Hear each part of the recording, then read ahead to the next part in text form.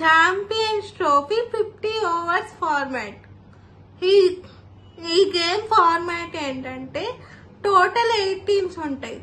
ఆ 8 టీమ్స్ ఎలా క్వాలిఫై అవుతాయి అంటే ఛాంపియన్స్ ట్రోఫీ జరగడానికి ముందు జరిగిన ఓడిఐ వరల్డ్ కప్ లో ఉన్న టాప్ 8 టీమ్స్, అంటే టాప్ 8 పొజిషన్స్ లో ఏ టీమ్స్ అయితే ఉంటాయో ఆ టీమ్స్ అన్నమాట. ఆ 8 టీమ్స్ ని 2 గ్రూప్స్ గా డివైడ్ చేస్తారు, group A and group B.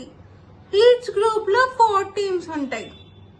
ఆ ఈచ్ గ్రూప్ లో ఉన్న 4 టీమ్స్ రిమైనింగ్ 3 టీమ్స్ తో సింగిల్ మ్యాచెస్ ఆడతాయి. అంటే వాళ్ళ గ్రూప్ లో ఉన్న రిమైనింగ్ 3 టీమ్స్ తో ప్రతి ఒక్క టీం ఒక్కొక్క మ్యాచ్ ఆడిద్ది అనమాట. సో అలా ఆడాక టాప్ 4 టీమ్స్ ఏవైతే ఉంటాయో అవి 2 సెమీఫైనల్స్ ఆడతాయి. అంటే గ్రూప్ ఏలో ఉన్న ఫస్ట్ టీం, గ్రూప్ బిలో ఉన్న ఫస్ట్ టీం ఒక సెమీఫైనల్ ఆడతాయి. గ్రూప్ ఏలో ఉన్న సెకండ్ టీం, గ్రూప్ బిలో ఉన్న సెకండ్ టీం ఇంకో సెమీఫైనల్ ఆడతాయి.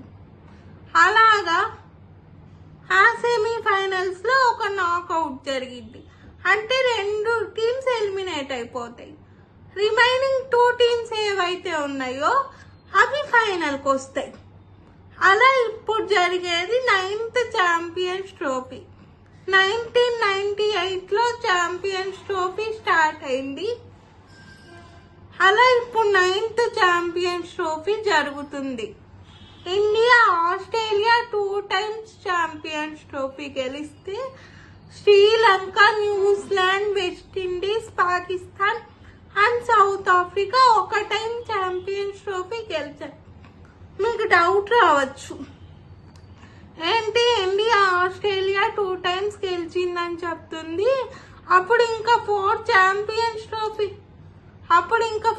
ఛాంపియన్స్ ట్రోఫీసే కదా ఉండేది, మరి ఏంటి 5 కంట్రీస్ నేమ్స్ చెప్తుంది అని. 2002లో జరిగిన ఛాంపియన్స్ ట్రోఫీలో టై అయింది.